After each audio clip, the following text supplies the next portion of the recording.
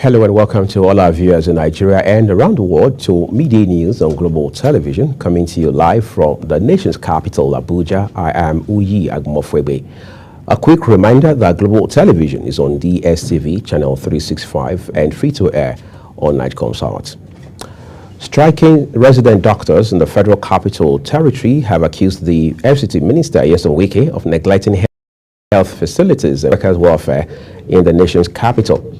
President of Resident Doctors in the FCT, George Abong, said though Wike has been busy fixing roads, he has abandoned government-owned health institutions in the nation's capital, with many in deplorable condition. The doctors began a 3-day warning strike on Wednesday over unpaid salaries and allowances, among others, after the expiration of a 3-week ultimatum issued earlier. Meanwhile, the striking resident doctors in the nation's capital have challenged the FCT minister and the Senate President, Godswill Akpabio, to use government hospitals in the nation's capital to fill the plight of public health workers and patients. The Director General of the National Agency for Food and Drug Administration and Control, NAFDAC, Mojisola Adeyeye, says about 14.3 million Nigerians are victims of drug abuse. Adeyeye stated this at the inaugural ceremony of the agency's youth program tagged Catch Them Young, held at the government secondary school, Rumokuta, Port Harcourt, the capital of Rivers State.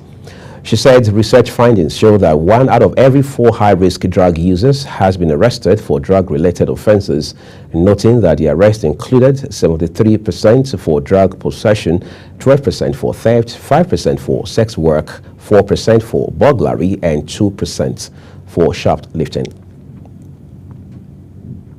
Let's turn to other stories quickly. No fewer than 37 suspected internet fraudsters, popularly known as Yahoo Boys, have been arrested in Awka, Anambra State capital. The suspects were arrested by operatives of the Economic and Financial Crimes Commission, EFCC, in a sting operation at Commissioner's quarters in Ifite, Awka. The commission disclosed this in a statement on its X handle, saying all the suspects were male and that their arrest followed intelligence linking them to fraudulent internet activities, with items recovered to include 6 exotic cars, laptops, and mobile phones.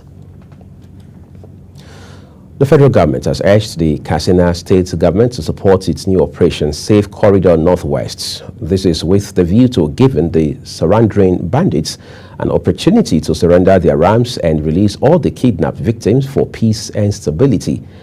The General Officer commanding GOC 8th Division of the Nigerian Army, Sokoto, Major General Ebikunle Ademola Ajose, made the call when he visited Governor Diko Rada in Katsina, where he said, apart from the operational assessment visit to the states under him, the Chief of Defense Staff also directed him to discuss with the state government based on the recent development.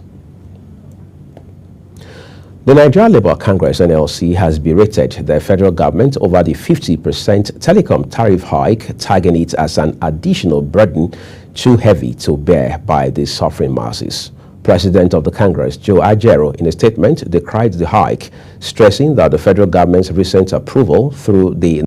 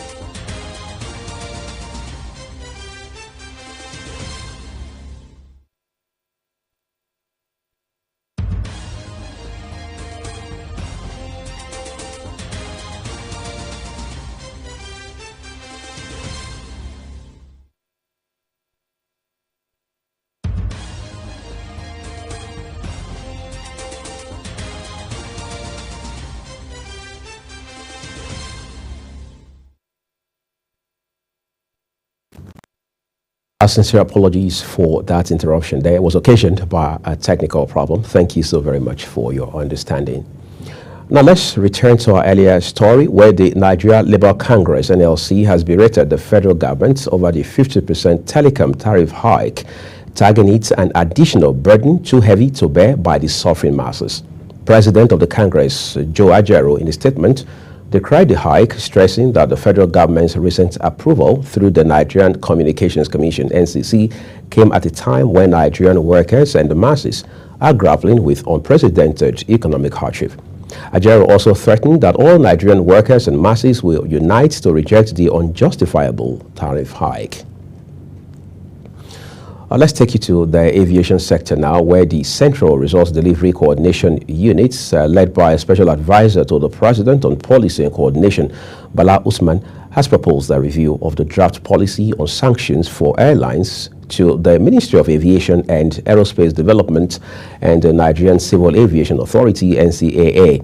Usman made this recommendation during the Q1 to Q3 2024 performance assessment reports on the implementation of presidential priorities and ministerial deliverables, where she argued that given the increasing number of flight delays and cancellations, as well as its impact on affected passengers, revisiting the policy became necessary. Disclosing this via its Twitter handle, the union stated that Usman also recommended a revision of the current target of 224 days for resolving customer complaints, stating that it is unrealistic and in need of urgent amendments to align with global best practices. Edo State Governor Midday has signed two significant bills into law, marking a new phase in the state's judiciary and oil sectors. The first bill raises the retirement age for magistrates in the state from 60 to 65 years, while the second bill increases the number of members of the state oil agency. In a statement signed by Chief Press Secretary to the Governor, Fred Itwa, Okpebholo also approved employing 500 new teachers to boost the number of tutors in the public schools in the state. According to the statement, the retirement age increment is aimed at enhancing the efficiency and experience of the judiciary by allowing seasoned magistrates to serve longer, thereby improving the administration of justice in Edo State. The National Universities Commission (NUC) has announced that students studying pharmacy, physiotherapy, and optometry in the university will now spend 6 years instead of the current 5 years to graduate. The commission noted that instead of a bachelor's degree, they will now be awarded Doctor of Pharmacy, also known as PharmD, Doctor of Physiotherapy, now referred to as DPT, and Optometry, OD, Doctor of Optometry, respectively. This is contained in a statement by the NUC's Acting Director of Public Affairs, Franca Chukwuowo, stating that more courses had been added to the three programs to align with international standards. Minister of Steel Development, Shuaibu Audu, has revealed that the technical audit on the Ajaokuta Steel Company Limited will start early February. The federal government had signed a memorandum of understanding in September last year with the original builders of the Ajaokuta steel plant and their consortium members to conduct the technical audit, which will lay the foundation for the rehabilitation, completion, and operation of the steel plant and the National Iron Ore Mining Company in Kogi State. The minister, while appearing before the National Assembly Joint Committee on Steel Development to defend the ministry's 2024 budget and the 2025 appropriation, reassured the committee and urged for patience. Minister of Foreign Affairs, Ambassador Yusuf Tugar, has called for Africa's inclusion as a permanent member of the United Nations Security Council, while positioning Nigeria as the continent's ideal representative. Tugar, who spoke at the World Economic Forum in Sweden during a panel discussion tagged Africa's Momentum, noted the glaring exclusion of Africa from the Council, despite the fact that approximately 60% of its resolutions pertain to African issues. In the statement signed by the minister's media aide, Al-Qasim Abdul Qadir, Tugar criticized existing policies that disproportionately impact Africa, such as the UN Council's deforestation law, which penalizes African nations for deforestation while ignoring the global corporations that enable it. He therefore said he's advocating fairness in global governance and Africa's active role in decision-making.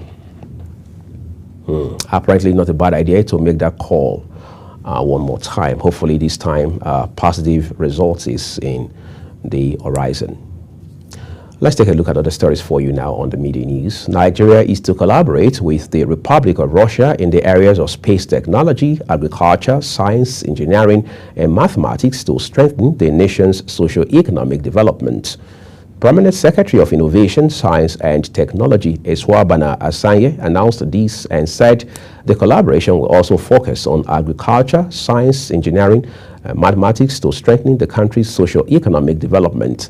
Asanye said science does not operate in isolation, hence the need for nations to collaborate to strengthen bilateral relationships.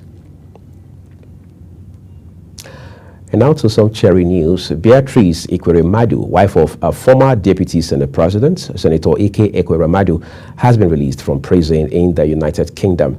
It had earlier been reported that Beatrice, who was sentenced to 5 years in the United Kingdom prison, returned to the country just 2 days ago. Relief at last. The federal government, through the National Information Technology Development Agency and the Nigerian Financial Intelligence Units, has started an initiative that will ensure the exits of the country from the Action Task Force Grey List by May 2025. This initiative is a directive of President Bola Tinubu for the NFIU to develop and implement an anti-money laundering and counter-financial terrorism, as well as counter-proliferation of firearms and data management framework and platform in collaboration with the National Information Technology Development Agency. This is Global Television, and you're watching the live broadcast of Midday News with Uyi Agmofwebe. When the rest of the news returns, fresh wildfire near Los Angeles forces mass evacuations. We have those very disturbing details as well as business and sports stories for you after this short break. Please stay with us.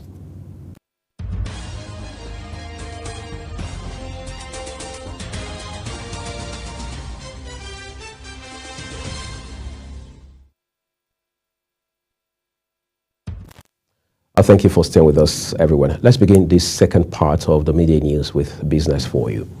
The Nigerian National Petroleum Company Limited, NNPCL, says it uncovered 179 incidents of crude oil thefts in the past week. The company affirmed that the war on crude oil theft and vandalism rages on as industry-wide security collaboration continues to safeguard hydrocarbon infrastructure. A video released by the company shows the incidents recorded between January 11 and 17 across the Niger Delta region, with 29 illegal pipeline connections and 55 illegal refineries reportedly uncovered within the period under review. Data from the Debt Management Office, DMO, has shown that Nigeria's total debt service costs, including external and domestic obligations, rose in the third quarter of 2024, a reflection of the combined impact of increased external debt service payments and currency depreciation. The total debt service cost for Q3 2024 reached an estimated 3.57 trillion naira, marking a quarter-on-quarter increase of 60 billion naira, or 1.71% from 3.51 trillion naira recorded in the second quarter of last year. The data also revealed that external debt service payments in the third quarter of 2024 amounted to $1.34 billion, which translated to 2.14 trillion naira when converted at the September exchange rate of 1,601 naira 3 cents and kobo to the dollar. The federal government has proposed to generate 1.25 trillion naira for wheat production in 2025, part of the ongoing National Agricultural Growth Scheme and Agro Pocket Project, a platform aimed at increasing food security through the distribution of subsidized agricultural inputs to registered farmers nationwide. The National Project Coordinator of NAGSAP, Ishaku Buba, disclosed this in Abuja at a workshop where he said the wheat production program for the 2024-2025 dry season had been launched across 16 wheat-producing states with a target of reaching 280,000 farmers. He noted that over 279,000 farmers have already been reached with an estimated yield of 837,891 metric tons.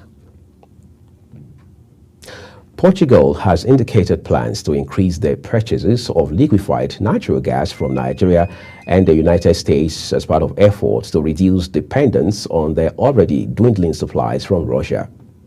A report quoted the Portuguese Environment Minister Maria da Graça Gavallo saying the decision was taken following sanctions on Russian oil and gas imported through pipelines. Let's take the news beyond Nigerian shores now. The United States immigration authorities have been granted the liberty to arrest individuals at schools, churches, and hospitals following President Donald Trump administration's reversal of policies that previously classified these locations as off-limits for enforcement. The policy change ends more than a decade of restrictions that protected these sensitive areas. The Department of Homeland Security, which oversees immigration and customs enforcement and customs, as well as border protection, announced the change in a statement, emphasizing the importance of eliminating spaces where individuals could evade arrest. Sounds like an old movie, Nowhere to Hide. All right, let's turn to a bit of a very dark news now, where a new wildfire has erupted north of Los Angeles on Wednesday, exploding in size and sparking evacuation orders in a region already staggering from the effects of huge blazes. Ferocious flames were devouring hillsides near Castaic Lake, spreading rapidly to cover 3,400 acres, equivalent of 1,400 hectares in less than 2 hours. The fire was being fanned by strong, dry Santa Ana winds that were racing through the area, pushing a vast pall of smoke and embers ahead of the flames, leading to an order of evacuations all around the lake, which sits around 35 miles north of Los Angeles. A billionaire tech chief executive officer turned government advisor for President Donald Trump, Elon Musk, has openly questioned a new artificial intelligence initiative as after the president announced it. Musk claimed that the new AI initiative called Stargate did not have the funding necessary to fulfill its goal of investing $500 billion in building AI infrastructure in the United States over the next 4 years. In spite of the ceasefire in the Gaza Strip, several violent encounters have occurred involving armed or masked Palestinians. An Israeli military spokesman said in one of such encounters, a man was killed, with the military identifying him as a fighter for the Palestinian Islamic Jihad, noting that in other cases, soldiers fired warning shots to keep masked suspects at a distance. Meanwhile, the army said it is determined to adhere to the ceasefire agreement while taking all necessary measures to protect its soldiers from potential threats. And now time to catch some excitement from the world of sports. Arsenal has moved within touching distance of the Champions League last 16 after Declan Rice's goal in just 106 seconds inspired their 3-0 win against Dinamo Zagreb on Wednesday. Mikel Arteta's side raced into the lead in their penultimate league phase fixture thanks to Rice's clinical finish. Arsenal have won 5 of their 7 league phase matches, losing just once, and are almost certain to finish in the top 8, which secures automatic qualification for the last 16. Our Champions League holders, Real Madrid, got back on track in Europe with a 5-1 victory over RB Salzburg on Wednesday to ensure they will not be eliminated as the first hurdle. Vinicius Junior and Rodrigo goals struck twice, with each French superstar, Kylian Mbappe, also on targets in a ruthless display at the Santiago Bernabeu. Carlo Ancelotti's side lost 3 of their first 6 games in a worrying start to the competition and will likely have to compete in the extra playoff round in February, which is part of the Champions competition's new format, unless they can scrape a top 8 spot. Still staying with the Champions League now, Paris Saint-Germain have produced a stunning second-half fight back as they recovered from 2 goals down to beat Manchester City 4-2 in a Champions League thriller just yesterday. The result leaves Pep Guardiola's side still at risk of any early exit. Both of these powerful clubs came into their penultimate game in the league phase in Paris in trouble, with 24th placed City occupying the last qualifying spot in the 36th team standings on 8 points and PSG 1 point behind them in 26th. In tennis now, Arina Sabalenka and Iga Swiatek are clear favorites to win their respective semi-finals and set up a blockbuster Australian Open title decider. The men's finalists at Melbourne Park will be decided on Friday, leaving the women in the spotlights in the nighttime doubleheader at Rhodes Laver Arena. Sabalenka can become the first woman since Martina Hingis in 1999 to win the Australian Open 3 years in a row, and if she does, she will join a select group of 5 women who have completed the Melbourne three-peat. History is in the making now, isn't it?